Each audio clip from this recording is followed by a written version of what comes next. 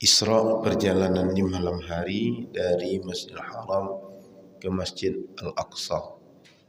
Lalu Mi'raj Nabi Muhammad naik dari Masjid Al-Aqsa ke langit, 7 lapis langit, lalu naik ke Sidratul Muntaha, lalu di atas Sidratul Muntaha bermunajat, dan disitulah terjadi Allah Subhanahu wa taala membukakan tabir sehingga bisa Nabi Muhammad langsung berdialog dengan Allah Subhanahu wa taala. Supaya Nabi Muhammad ini lihat bagaimana alam ciptaan Allah.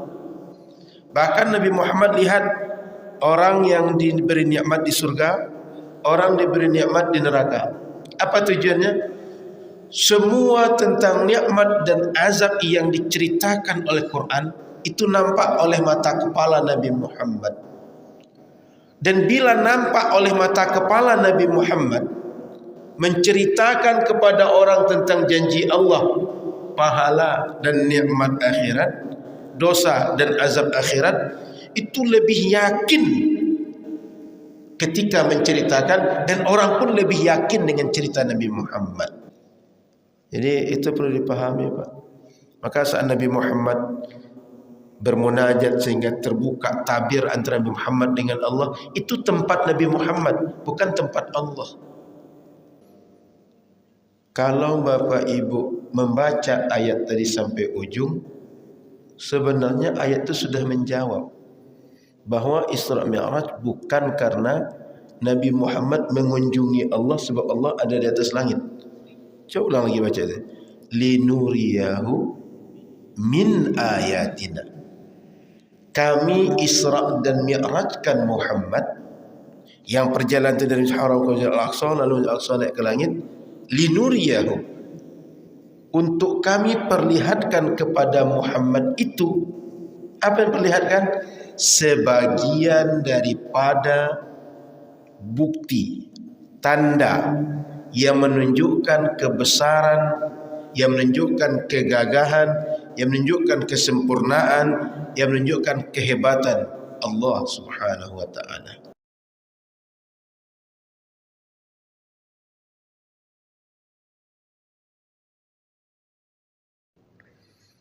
Isra perjalanan di malam hari dari Masjidil Haram ke Masjid Al-Aqsa.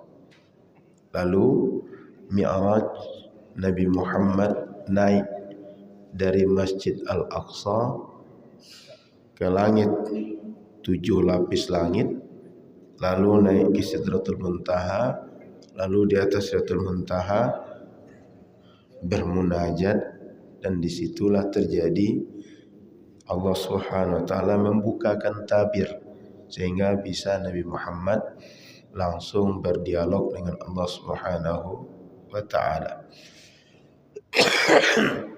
Ini diceritakan di Quran, surat Al-Isra ayat 1, atau kita menyebut surat Bani Israel juga.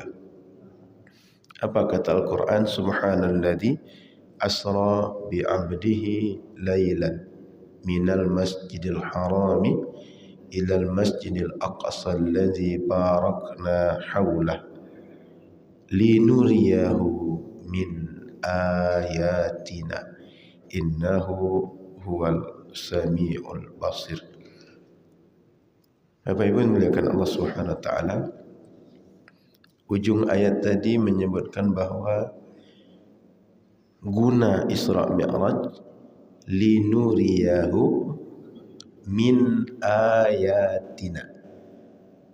Ada yang tahu maksud kalimat itu, Pak? Linuriyahu, agar kami, kata Allah, memperlihatkan kepada dia Muhammad. Apa yang diperlihatkan?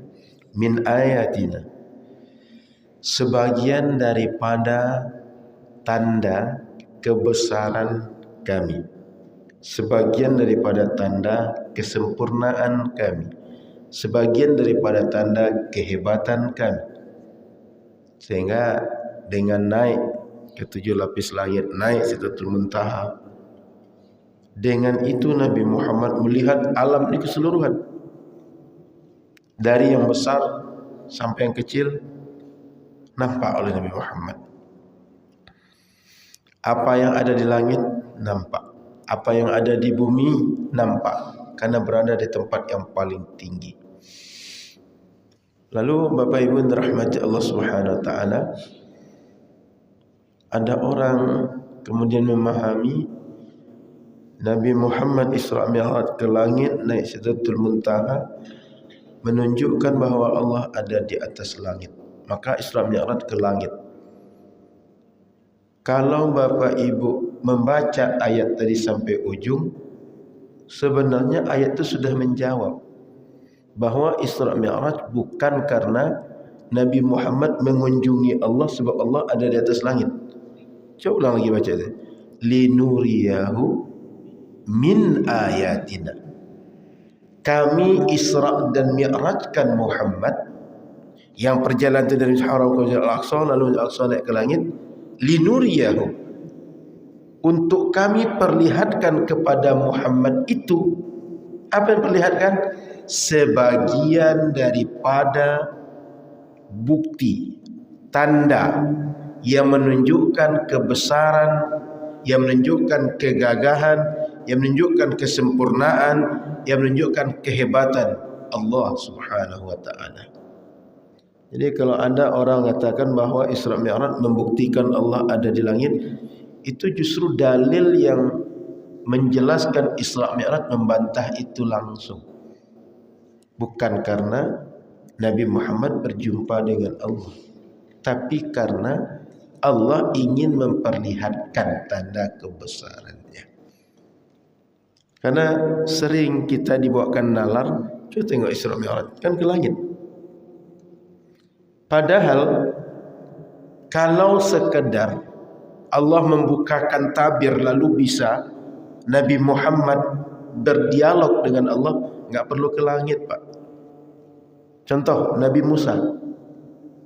Nabi Musa ketika minta diperlihatkan bagaimana Allah itu terjadi di Bukit Tursina. Kalau sekedar untuk dialog Nabi Muhammad dengan Allah. Tapi masalahnya Allah tidak sekedar itu dengan Nabi Muhammad.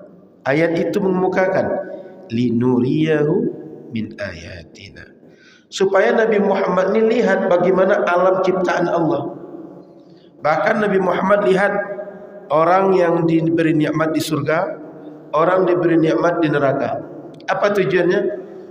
Semua tentang nikmat dan azab yang diceritakan oleh Quran itu nampak oleh mata kepala Nabi Muhammad.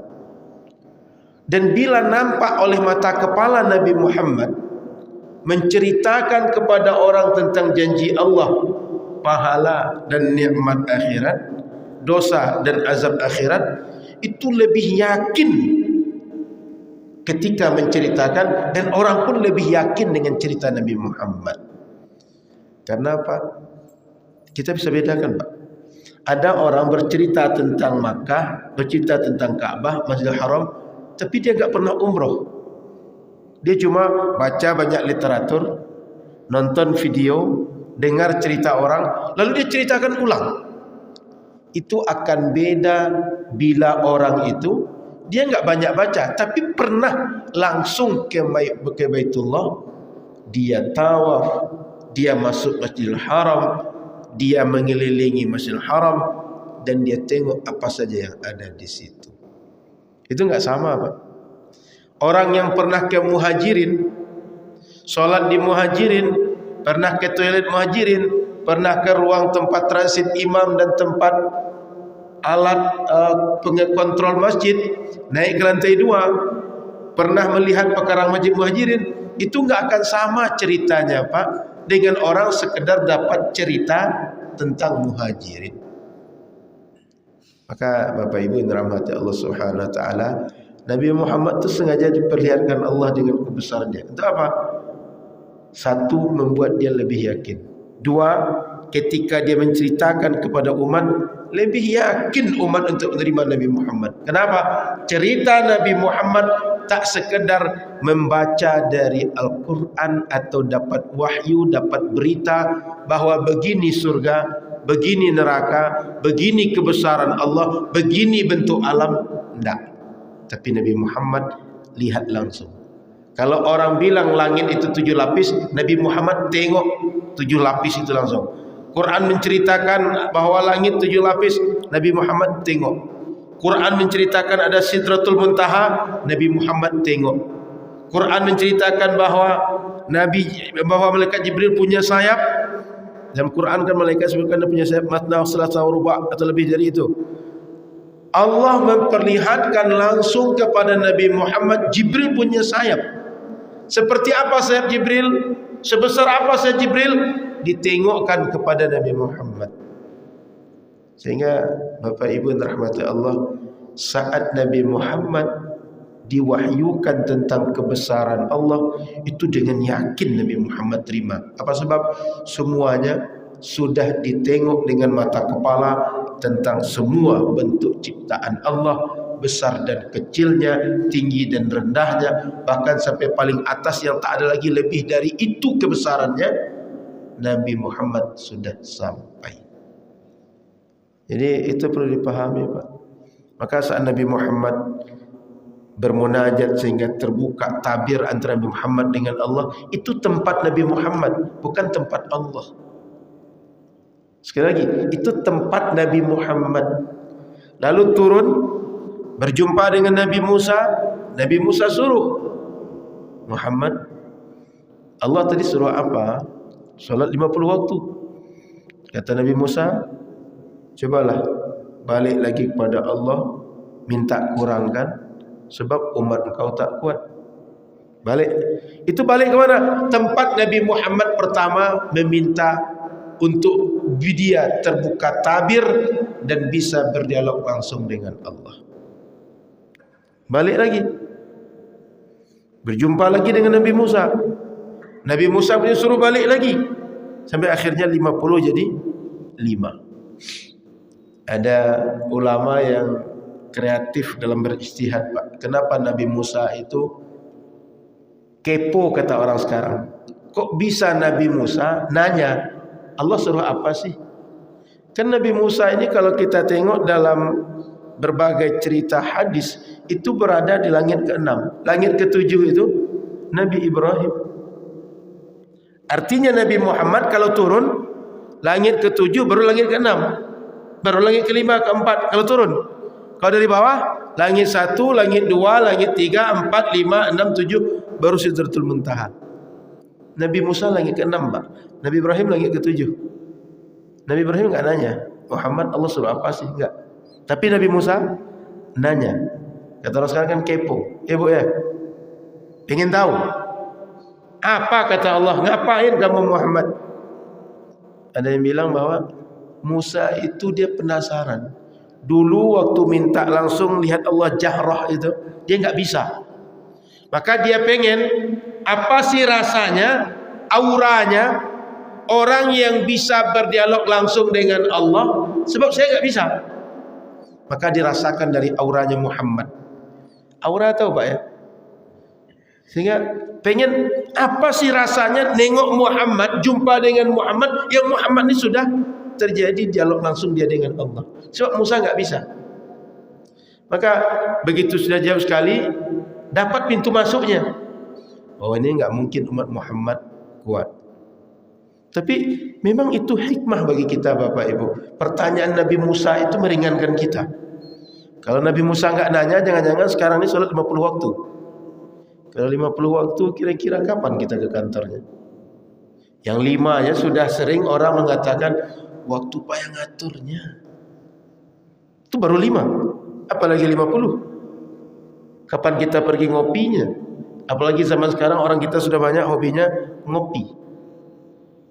Yang anehnya kalau dulu ngopi itu kopi steng.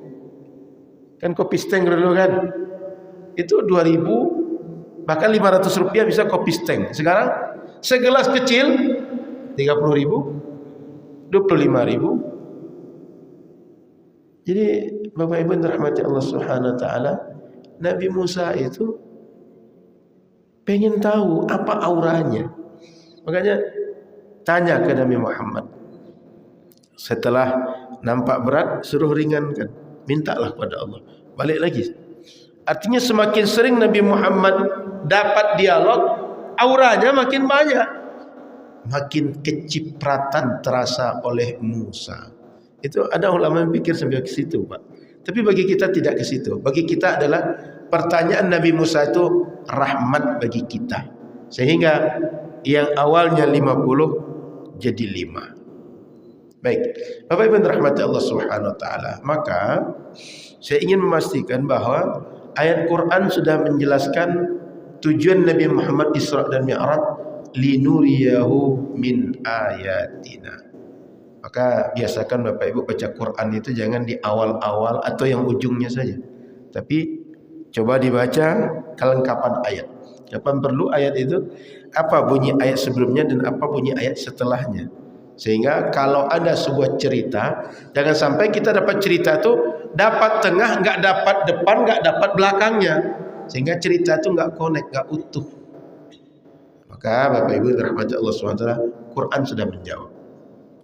Sekali lagi diberi nalar kepada kita bahwa ketika kita berdoa, tangan menengadah ke langit. Lagi-lagi ini menjadi bukti bahwa Allah ada di langit. Setara dengan itu, bila kita membuat nalar yang sama, andaikan karena berdoa Allah ada di langit, kenapa tak sekalian kita mengklaim salat kita menghadap Ka'bah? Allah ada di Ka'bah. Di sini kan salat sama kan, menghadap Ka'bah semua kan? Ada yang beda? Kalau kami masih ke Ka'bah salat kami. Sejak mulai salat sampai sekarang ke Ka'bah juga kiblat kami. Sama semua kita kan? Kenapa mendoa, menengadahkan tangan ke langit, lalu mengklaim Allah ada di langit? Kok tak sekalian? Karena salat menghadap ke Ka'bah, klaim sekalian Allah ada di Ka'bah. Jika karena menghadapkan tangan ke langit. Tapi lagi-lagi Bapak Ibu, andaikan gara-gara kita mengklaim Allah ada di kiblat, ini muncul lagi kontradiksi. Sebenarnya Allah ada di Ka'bah atau ada di langit? Akan ke situ larinya nanti. Maka Bapak Ibu yang dirahmati Allah Subhanahu wa taala, Ahlus Sunnah mengajarkan kepada kita sejak dini Allah bersifat wujud, qidam, baqa, mukhalafatuhu lil hawadis, qiyamuhu binafsihi, wahdaniyah, qudrah, iradah, dan seterusnya. Kita tengok pertama wujud. Apa arti wujud? Ada. Tapi bila kita tengok lebih lanjut, wujud itu dalam Ahlus Sunnah disebut sifat wajib. Apa pengertian wajib dalam Ahlus Sunnah itu? Pasti ada, bahasa mudah kita. Bukan sesuatu bisa ada, bisa tidak. Tetapi pasti ada. Dan satu-satunya yang wajibul wujud pasti ada, itu hanya Allah. Selain Allah tidak bersifat pasti ada. Bagaimana nalarnya? Al-Quran mengatakan Allahu khaliqu kulli syai'in. Allah pencipta segala sesuatu. Pertanyaan saya, kalau Allah pencipta segala sesuatu, kapan segala sesuatu ada? Paham maksud saya? Kapan segala sesuatu ada? Kalau Allah ciptakan. Jika Allah tidak ciptakan, tidak ada. Saya ulang. Quran mengatakan Allahu khaliqu kulli syai'in. Allah pencipta segala sesuatu. Maka segala sesuatu ada setelah Allah ciptakan. Kalau Allah tak ciptakan, maka tak ada apapun. Semua, apakah namanya malaikat, apakah namanya alam semesta, namanya langit, namanya arash, namanya jin, namanya syaitan, apa saja tak akan pernah ada kalau Allah tak menciptakan. Ada setelah Allah ciptakan. Maka Allah Subhanahu wa taala pasti ada, wajibul wujud. Selain Allah mungkinul wujud atau jaizul wujud, bisa ada, bisa tak ada. Kalau Allah ciptakan baru ada, tak ada ciptakan tidak ada. Maka Bapak Ibu yang dirahmati Allah Subhanahu wa taala, Allah itu pasti ada Bapak Ibu. Pertanyaan lanjutan. Tadi segala sesuatu diciptakan oleh Allah. Tempat segala bagian dari segala sesuatu atau tidak? Tempat. Ngerti tempat ya? Ini kita berada di masjid ini tempat kita nih. Saya sedang di kursi ini tempat saya ini. Tempat, benda, tempat kita berada di atasnya atau kita berada di dalamnya, itu bagian dari segala sesuatu atau tidak? Bagian segala sesuatu, Pak. Maka tempat pun diciptakan oleh Allah Subhanahu wa taala. Kita, tempat, dan apa saja diciptakan oleh Allah. Waktu termasuk diciptakan Allah, Pak. Kalau tak ada diciptakan Allah, maka waktu tak ada sampai sekarang. Karena diciptakan Allah ada waktu, kemarin, sekarang, esok. Mulai dari hitungan yang kita kenal detik, ada di bawah detik. Detik, menit, jam, hari, pekan, bulan, tahun, abad, windu, dekade, abad, semuanya itu Allah yang menciptakan. Kalau Allah tak ciptakan, kita tak pernah mengenal adanya waktu, Pak. Maka Bapak Ibu rahmati Allah Subhanahu wa taala, tempat, waktu, semua makhluk ini diciptakan oleh Allah. Kalau Allah tak ciptakan, tak ada semuanya, Pak. Maka saat Allah ada, itu tempat belum ada, Pak. Sudah ada tempat atau belum? Belum, Pak. Kalau Allah tak ciptakan, enggak ada tempat. Kalau Allah ciptakan, baru ada tempat. Maka Ahlus Sunnah dari awal mengajarkan kepada kita, Allah pasti ada, dan saat Allah ada, belum ada apapun. Kenapa? Semuanya diciptakan Allah. Maka kemudian kita menyebut keyakinan Allah ada sebelum segala sesuatu ada, itu sifat namanya qidam.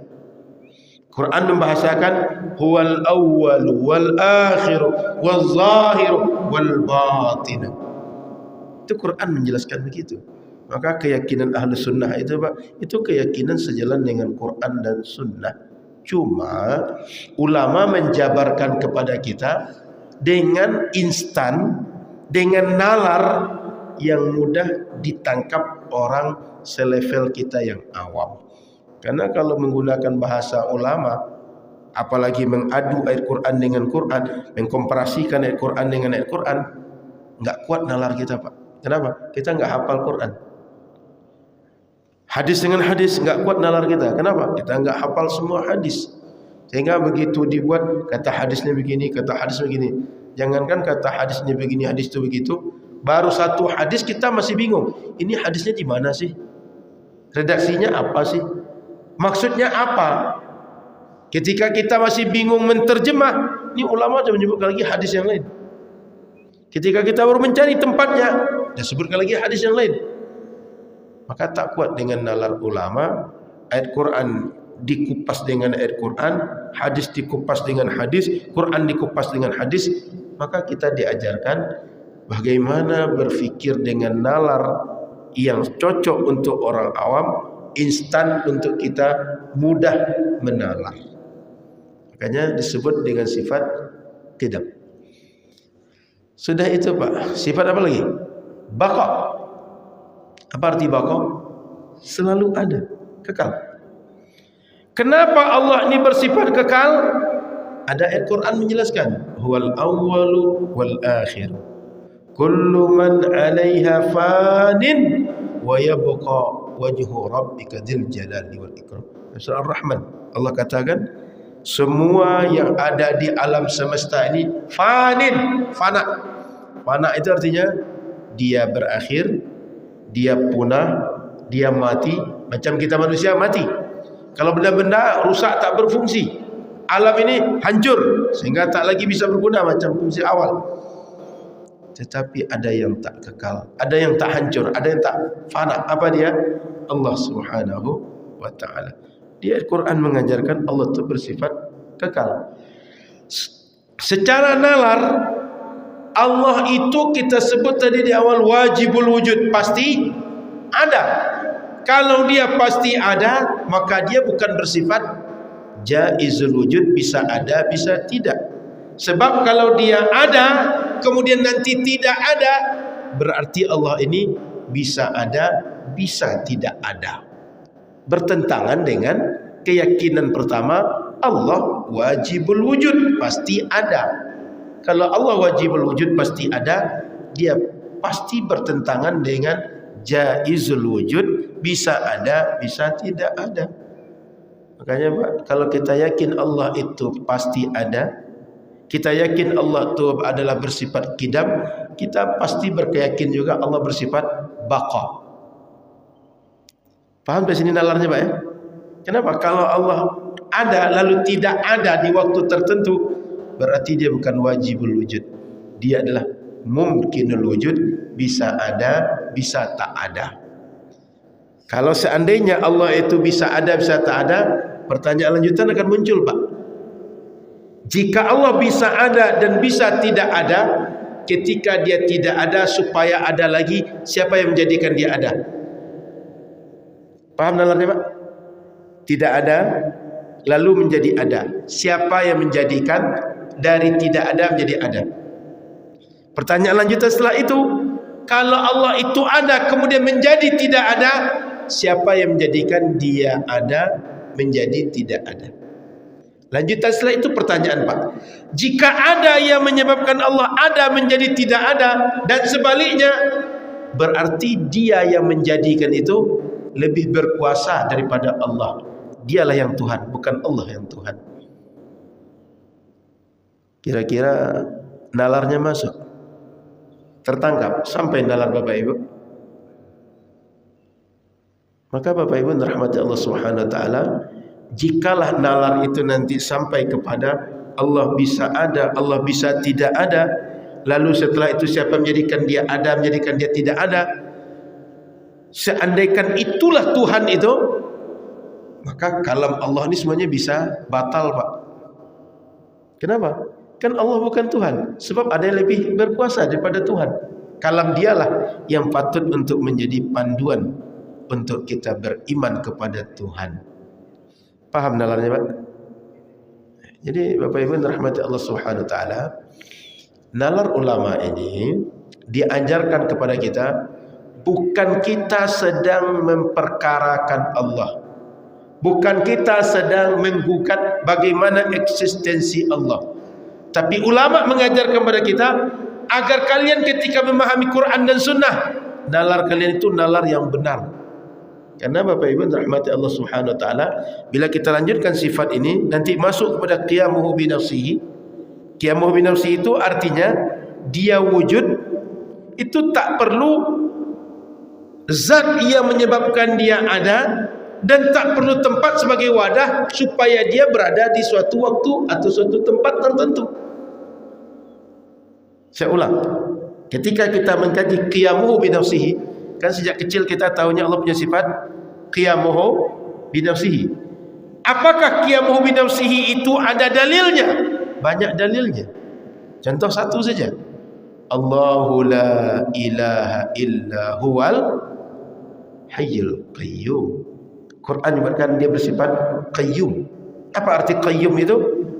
Dia Allah wujud tanpa disebabkan oleh yang lain, tanpa dilahirkan oleh yang lain, tanpa diciptakan oleh yang lain, dan dia wujud tidak berada pada satu wadah tertentu, sehingga ketika dia eksis dia perlu kepada selain dirinya.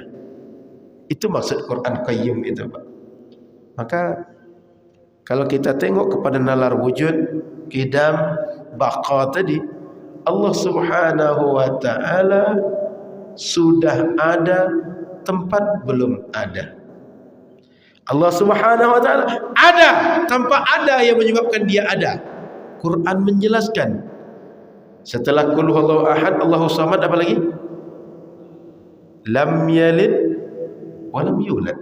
Lam yalid, dia tak melahirkan, artinya dia tak menurunkan generasi ke bawah. Tak ada anak Tuhan, tak ada cucu Tuhan. Di Muhajirin ada yang sini jalurnya sebagai anak Tuhan. Atau nasabnya ketika ditelusuri ke atas, saya ini anak Tuhan gitu. Jalurnya melalui bapak saya anu gitu. Ada yang di sini anak Tuhan? Tak ada. Jadi Allah itu lam yalid, tak ada anak, tak ada generasi ke bawah. Lalu walam yulad, dia itu bukan sosok Tuhan yang berasal dari rahim yang mengeluarkan dia, atau ada sebab yang menjadikan dia ada, seperti Adam dari tanah dirubah jadilah Adam. Allah bukan proses seperti Adam dari tidak ada dirubah oleh satu kekuatan menjadi ada, atau seperti Nabi Muhammad yang dilahirkan oleh ibunya Aminah dan punya ayah bernama Abdullah. Masih ingat kita nama ibu Nabi Muhammad? Jangan-jangan saking seringnya terpapar dengan berbagai pemahaman-pemahaman sekarang, nama ibu Nabi Muhammad pun tak ingat lagi. Anak Nabi Muhammad siapa, istri Nabi Muhammad siapa, paman Nabi Muhammad siapa. Ini kita mesti tahu, Pak, Nabi Muhammad itu Nabi kita.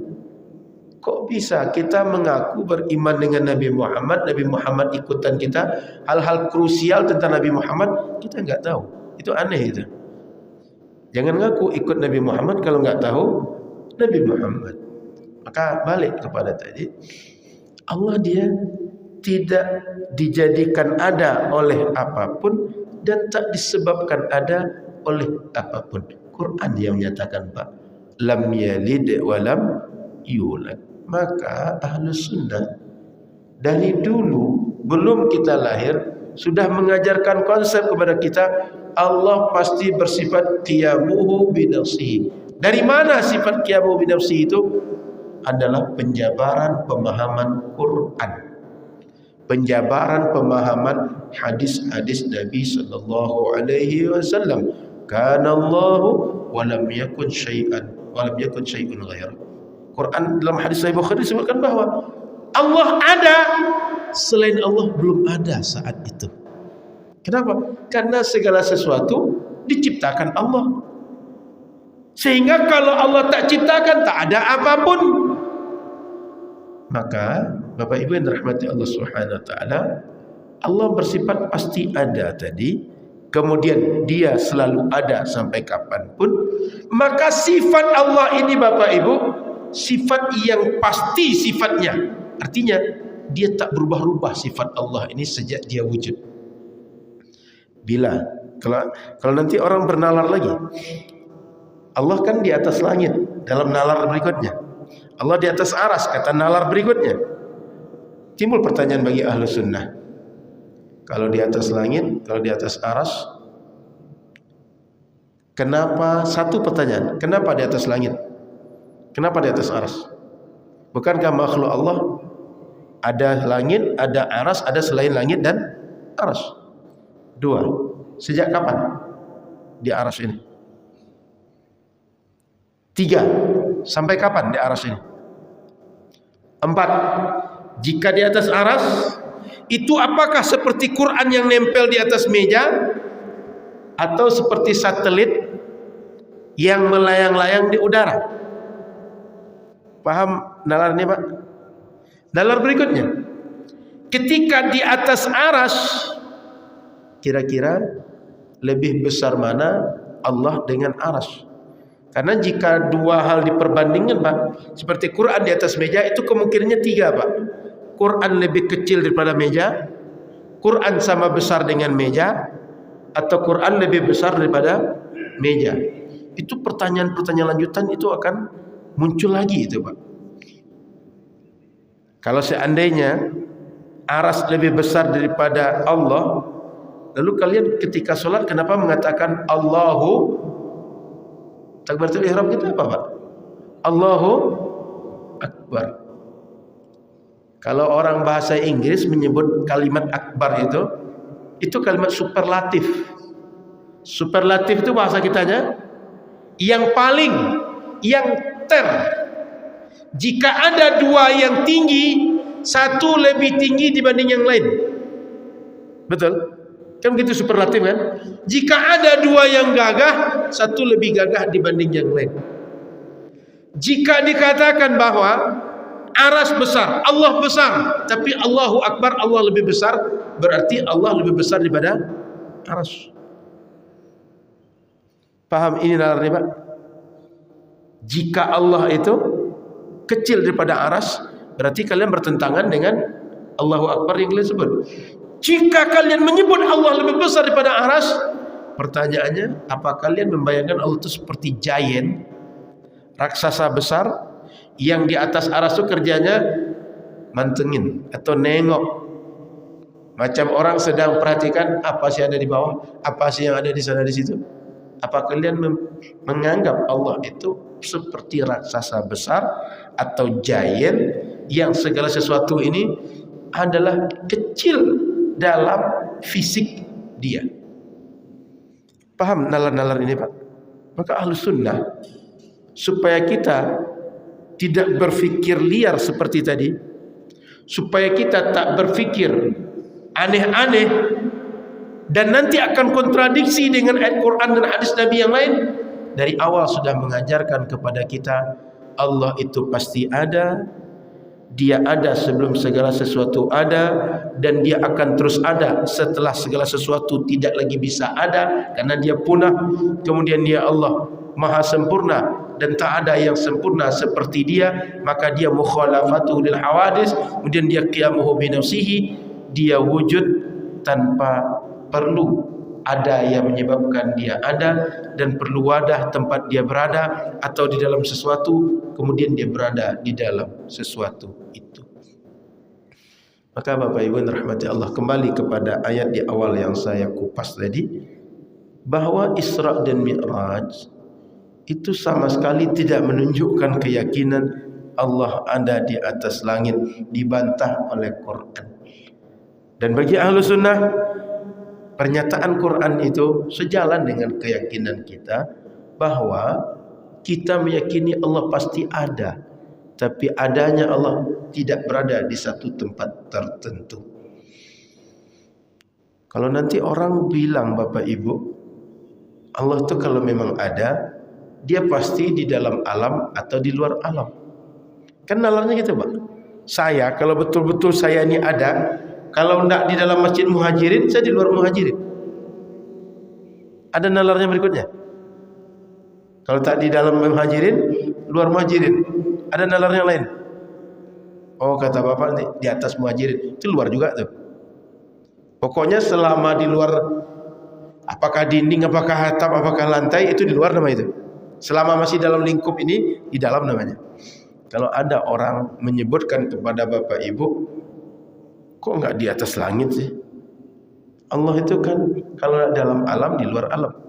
Kan gitu nalarnya.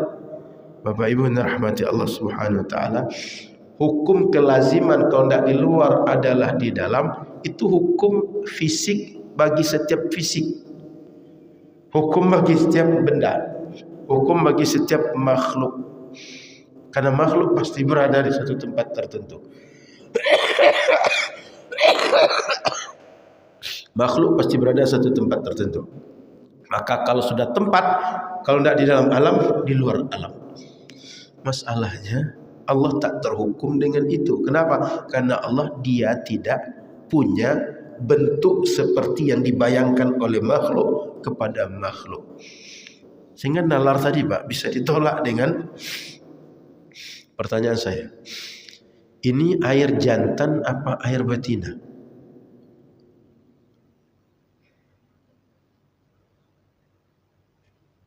Bisa jawab Bapak Ibu? Air jantan apa air betina? Tidak jantan tak betina? Kan tanya saya cuma satu di antara dua, jantan atau betina? Atau yang lain saya tanya, ini air cerdas atau air bodoh? Tidak cerdas tak bodoh? Atau cerdas? Atau bodoh? Mana yang benar?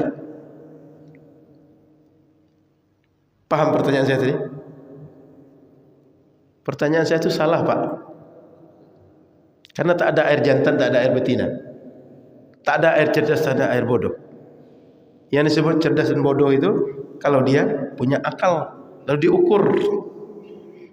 Jantan betina itu kalau dia punya kelamin, lalu disebut kelaminnya laki-laki atau perempuan, jantan atau betina. Ini nggak ada kelamin, ini nggak ada IQ. Sehingga kalau saya bertanya air jantan atau air betina, pertanyaan saya salah, Pak. Kalau Bapak menjawab, jawaban Bapak lebih salah lagi. Ngerti, Pak? Sama dengan nalar. Allah kalau tidak dalam alam pasti di luar alam. Itu nalarnya sudah salah dari awal, Pak. Kenapa? Jika memastikan di dalam alam atau di luar alam, berarti dari awal dia sudah punya persepsi Allah berada di satu tempat tertentu. Jika sudah tempat di dalam atau di luar, tak ada yang ketiga. Sama macam saya, dalam masjid Muhajirin atau luar Muhajirin. Bisa Bapak menalarkan kalau tak dalam Muhajirin, tidak di luar Muhajirin? Di mana saya? Itu jika saya. Tapi masalahnya Allah Subhanahu wa taala belum ada tempat, belum ada waktu, itu sudah ada. Maka dia tak terhukum dengan tempat, tak terhukum dengan waktu. Beda dengan saya. Saya ini ada, Pak, setelah Allah ciptakan. Ketika saya ada, Allah sudah menjadikan sebelumnya ada langit, ada bumi, ada alam. Dengan adanya alam, saya bisa eksis. Kalau tak ada alam, saya tak bisa eksis. Paham nalarnya, Bapak Ibu? Maka saya uji Bapak Ibu dengan pertanyaan tadi. Ini ingin saya ingatkan pada Bapak Ibu, ketika orang bertanya, klarifikasi dulu pertanyaan itu relevan atau tidak. Pertanyaan itu benar atau tidak. Paham? Saya alihkan sedikit, masih perkara akidah, Pak. Sebagian orang menyebut bahwa Allah kan sudah tahu kita masuk surga atau masuk neraka. Lalu ngapain lagi kita capek-capek sholat? Pernah dengar gitu nggak? Allah sudah tahu kita nanti siapa yang masuk surga, siapa yang masuk neraka. Lalu ngapain kita capek-capek sholat? Ngapain capek-capek bangun sholat subuh? Berat loh bangun ketika sebelum subuh itu. Belum lagi sekarang musim hujan dingin. Saya ingin meluruskan nalar Bapak Ibu. Ilmu dalam konsep akidah, ilmu itu konsekuensinya hanya bisa sahih atau tak sahih, benar atau tak benar. Saya tahu Masjid Muhajirin ada di Umban Sari atas. Betul nih USA ini. Betul kan? Saya tahu Masjid Muhajirin ada di Umban Sari atas. Tahunya saya itu konsekuensinya bahwa betul Muhajirin di sini atau tidak. Tapi tahunya saya, Pak, tidak akan menjadikan Muhajirin tidak ada menjadi ada di sini, atau Muhajirin ada di sini menjadi tidak ada di sini. Itu nggak akan bisa pengaruhi, Pak. Saya ulang. Saya tahu ada Muhajirin di Umban Sari atas. Konsekuensi saya tahu Muhajirin ada di Umban Sari atas itu adalah pengetahuan saya benar atau salah. Tapi pengetahuan saya, Pak, tidak merubah keadaan bahwa di sini tadinya tak ada Muhajirin menjadi ada Muhajirin. Atau sebaliknya, ada Muhajirin menjadi tidak ada Muhajirin. Ngerti nalarnya? Bahwa jika saya tahu sesuatu itu cuma konsekuensinya benar atau salah. Sama dengan Allah sudah tahu, Pak, mana nanti yang masuk surga, mana yang masuk neraka. Tahunya Allah tidak memaksa kita dari awal, tidak memastikan kita dari awal si fulan dia pasti masuk neraka, dia pasti masuk surga dengan Allah memasukkan dia ke surga atau dengan Allah memasukkan dia ke neraka. Bukan itu, Pak. Konsekuensi Allah tahu kita di surga, tahu di neraka, bahwa Apakah nanti kita betul di surga atau tidak, di neraka atau tidak? Bukan Allah yang mengkondisikan, kita akan pasti masuk neraka, kita pasti akan masuk neraka. Bukan, Pak. Yang membuat kita akan masuk surga atau masuk neraka adalah kita manusia.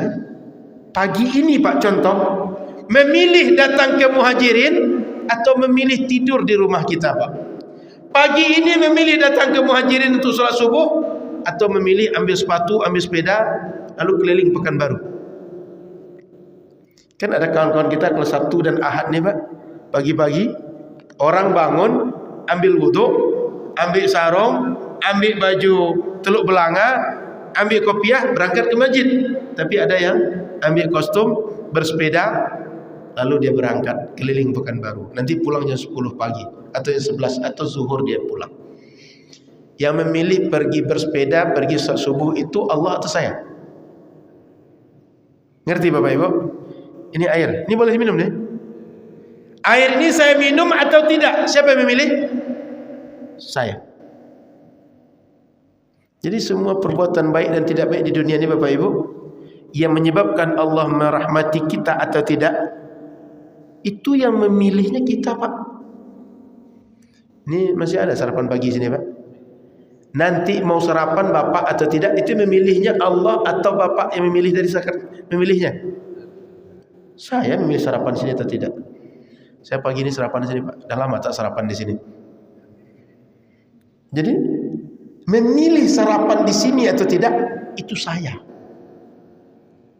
Maka perbuatan baik dan tidak baik di dunia ini sejalan dengan aturan Allah atau tidak, yang memilihnya itu saya, Pak.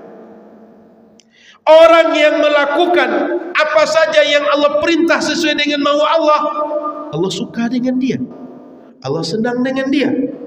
Ketika Allah suka, Allah senang dengan dia, dikasihlah balasan oleh Allah.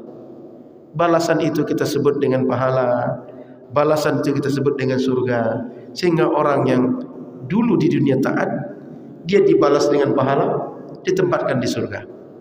Tapi dia yang dulu disuruh, kalian kalau dengar azan subuh segera berangkat ke masjid, ternyata dia tidak ikuti, berarti dia ingkar. Kata Allah, saya memperturutkan mau kamu, tapi yang kamu lakukan itu saya tak suka. Sehingga di akhirat dibalas oleh Allah berdasarkan dia di dunia disuruh tapi tak ikut, maka dia dikasih hukuman, diberi dia dosa, dimasukkan ke neraka. Sampai waktunya dianggap cukup, baru dimasukkan ke surga. Yang membuat kita akhirnya masuk surga, akhirnya masuk neraka, bukan karena Allah sudah tahu kita masuk surga, masuk neraka, tapi kita memilih ketika di dunia melakukan perbuatan yang disukai Allah atau tidak melakukan perbuatan yang disukai Allah. Maka tadi saya buat analogi, Pak. Saya tahu Muhajirin ada di Umban Sari atas, itu tidak berkonsekuensi Muhajirin harus ada gara-gara saya tahu Muhajirin ada di sini, bukan. Tapi konsekuensinya adalah tahunya saya terhadap Muhajirin benar sesuai adanya atau tidak. Ngerti, Pak? Maka nalar kita ini, Pak, mesti kita luruskan. Kalau dia ranahnya ilmu, itu sekedar tahu. Tahu kita bisa sesuai fakta atau tidak.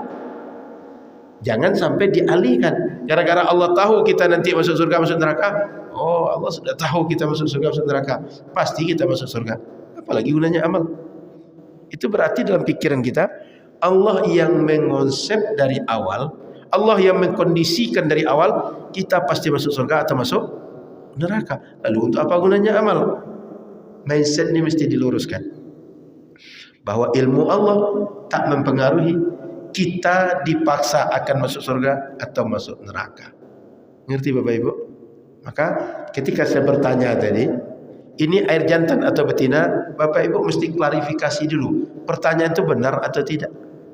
Karena tak setiap pertanyaan itu pertanyaan yang benar. Ada pernyataan dia itu sengaja memancing, padahal dia bukan pertanyaan, kita menganggapnya pertanyaan.